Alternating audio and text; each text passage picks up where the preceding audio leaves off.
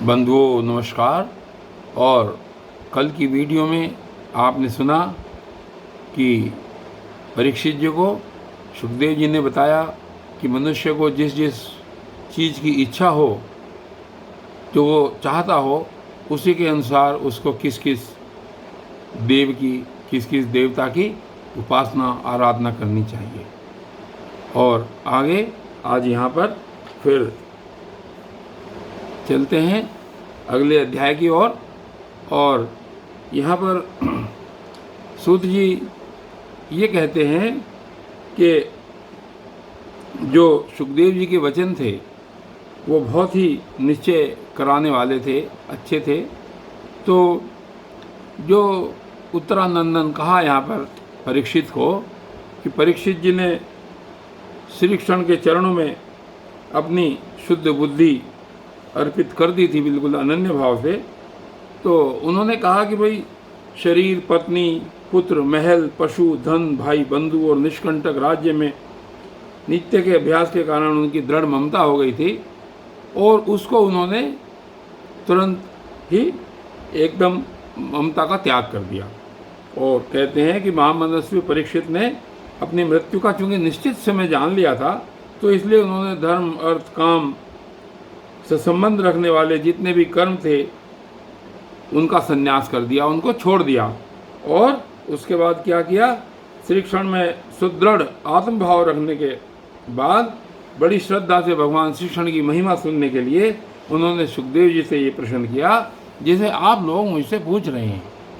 यानी जो शौनकादि ऋषि पूछ रहे हैं सूत जी से, यही प्रश्न परीक्षित जी ने सुखदेव जी से किया था। तो परीक्षित जी ये पूछते हैं सुखदेव जी से कि भगवान स्वरूप मुनिवर, आप परम पवित्र और मर्मज्ञ हैं। आपने जो कुछ कहा है वह सत्य और उचित है। आप जो जो भगवान की कथा कहते जा रहे हैं, क्यों तो मेरे अज्ञान का पर्दा फटता जा रहा है। मैं आपसे फिर भी ये जानना चाहता हूँ कि भगवान अपनी माया से इस संसार की सृष्टि कैसे करते हैं। इस संसार की रचना तो इतनी रहस्यमयी है कि जो ब्रह्मादि लोकपाल हैं वो भी इसको समझने में भूल कर बैठते हैं। फिर भगवान इस इतने बड़े विश्व की रक्षा और संहार कैसे करते हैं। अनंत शक्ति परमात्मा किन किन शक्तियों का आश्रय लेकर आप अपने आप को ही खिलौने बनाकर खेलते रहते हैं, खुद से ही बन जाते हैं। बच्चों के बनाए हुए घरौंदों की तरह ब्रह्मांडों को बना देते हैं, ब्रह्मांडों का निर्माण कर देते हैं और फिर बात ही बात में उनको मिटा भी देते हैं। और आगे पूछते हैं परीक्षित जी कि भगवान श्री हरि की लीलाएं बड़ी ही अद्भुत अचिंत्य हैं। इसमें संदेह नहीं कि बड़े बड़े विद्वानों के लिए भी उनके लीला का रहस्य जानना अत्यंत कठिन प्रतीत होता है।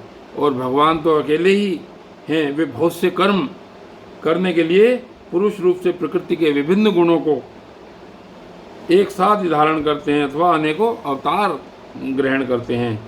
मुनिवर, आप वेद और ब्रह्म तत्व के दोनों के मर्मज्ञ हैं, इसलिए आप मेरी इन शंकाओं का, मेरी इन बातों का समाधान कीजिए। अब सूत जी देखिए क्या कहते हैं आगे। सूत जी कहते हैं कि जब राजा परीक्षित ने भगवान के गुणों का वर्णन करने के लिए उनसे इस प्रकार पूछा, इस प्रकार प्रार्थना की, तब सुखदेव जी ने भगवान श्री कृष्ण का बार बार स्मरण करके अपना प्रवचन करना आरंभ किया। अब सुखदेव जी ने परीक्षित जी की बात का उत्तर दिया और ये कहते हैं सुखदेव जी कि उन पुरुषोत्तम भगवान के चरण कमलों में मेरी कोटि कोटि प्रणाम है। कौन से भगवान के? कि जो संसार की उत्पत्ति, स्थिति और प्रलय की लीला करने के लिए सत्व, रज और तमोगुण तीन शक्तियों को स्वीकार करके ब्रह्मा, विष्णु और शंकर का रूप धारण करते हैं, जो समस्त चराचर प्राणियों के हृदय में अंतर्यामी रूप से विराजमान हैं, जिनका स्वरूप और जिनकी उपलब्धियों का मार्ग बुद्धि के विषय नहीं है, जो स्वयं अनंत हैं तथा जिनकी महिमा भी अनंत है। सुखदेव जी यहाँ पर भगवान श्री कृष्ण की एक प्रकार से उनकी पूजा अर्चना कर रहे हैं और कहते हैं कि ऐसे भगवान श्री कृष्ण को मेरा बार बार नमस्कार है। हम पुनः बार बार उनके चरणों में नमस्कार करते हैं, जो सत्पुरुषों का दुख मिटाकर उन्हें अपने प्रेम का दान करते हैं, दुष्टों की सांसारिक बढ़ती रोककर उन्हें मुक्ति देते हैं तथा जो लोग परमहंस आश्रम में स्थित हैं उन्हें उनकी भी अभिष्ट वस्तु का दान करते हैं, क्योंकि चर अचर समस्त प्राणी उन्हीं की मूर्ति हैं, इसलिए किसी से भी उनका पक्षपात नहीं है। और आगे कहते हैं कि जो बड़े ही भक्तवत्सल हैं और हठपूर्वक भक्तिहीन साधन करने वाले लोग जिनकी छाया भी नहीं छू सकते, जिनके समान भी किसी का ऐश्वर्य नहीं है, फिर उससे अधिक तो किसी का ऐश्वर्य हो ही क्या सकता है। ऐसे ऐश्वर्य से युक्त होकर जो निरंतर ब्रह्म स्वरूप अपने धाम में विहार करते हैं, उन भगवान श्री कृष्ण को मैं बार बार प्रणाम करता हूँ, बार बार नमस्कार करता हूँ। जिनका कीर्तन, स्मरण, दर्शन, वंदन, श्रवण और पूजन जीवों के पापों को तत्काल नष्ट कर देता है, उन पुण्य कीर्ति भगवान श्री कृष्ण को बार बार नमस्कार है। विवेकी पुरुष जिनके चरण कमलों की शरण लेकर अपने हृदय इस लोक और परलोक की आसक्ति निकाल डालते हैं और बिना किसी परिश्रम के ही ब्रह्म पद को प्राप्त कर लेते हैं, उन मंगलमय कीर्ति वाले भगवान श्री कृष्ण को अनेकों बार नमस्कार है।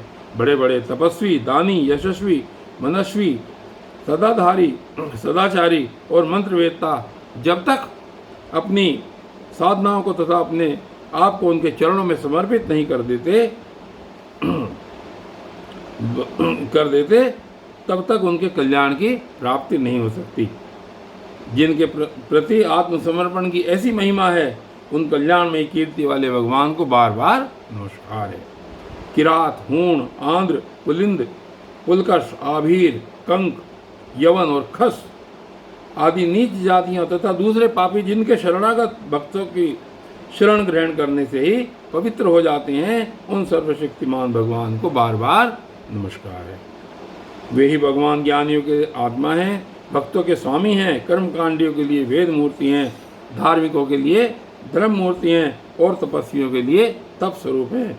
ब्रह्मा, शंकर आदि बड़े बड़े जो देवता भी अपने शुद्ध हृदय से जिनके स्वरूप का चिंतन करते और आश्चर्यचकित होकर देखते रहते हैं, वे मुझ पर अपने अनुग्रह की प्रसाद की वर्षा करें।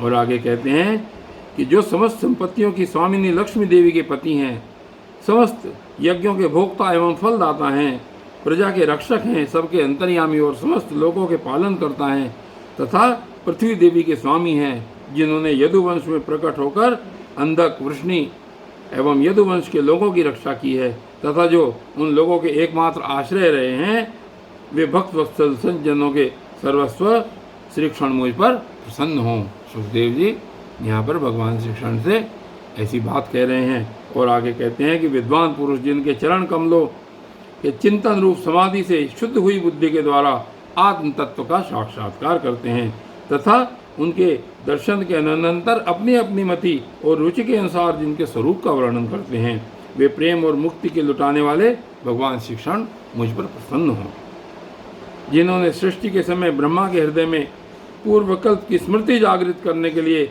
ज्ञान की अधिष्ठात्री देवी को प्रेरित किया,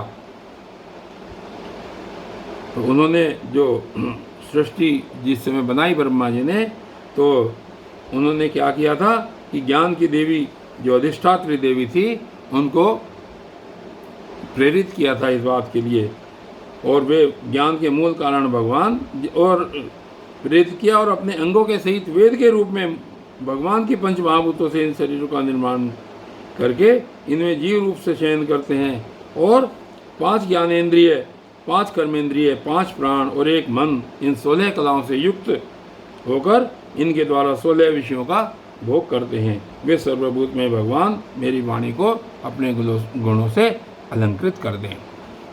और फिर कहते हैं आगे, सुखदेव जी कहते हैं कि संत पुरुष जिनके मुख कमल से मकरंद के समान झरती हुई ज्ञानमयी सुधा का पान करते हैं, उन वासुदेव अवतार सर्वज्ञ भगवान व्यास के चरणों में मेरा बार बार नमस्कार है। और आगे कहते हैं कि परीक्षित, वेद गर्भ स्वयंभू ब्रह्मा ने नारद के प्रश्न करने पर भी यही बात कही थी जिसका स्वयं भगवान नारायण ने उन्हें उपदेश किया था, और वही मैं तुमसे आज यहाँ पर कह रहा हूँ। और ये परीक्षित और सुखदेव जी का संवाद आगे फिर चलता रहेगा। और आज ये यहाँ पर द्वितीय स्कंद के 4th अध्याय की समाप्ति हुई। इति श्रीमद्भागवते महापुराणे पारमहंस्यां संहितायां द्वितीय स्कंदे चतुर्थो अध्यायः। आगे फिर ये कथा इसी प्रकार चलेगी। तब तक के लिए धन्यवाद।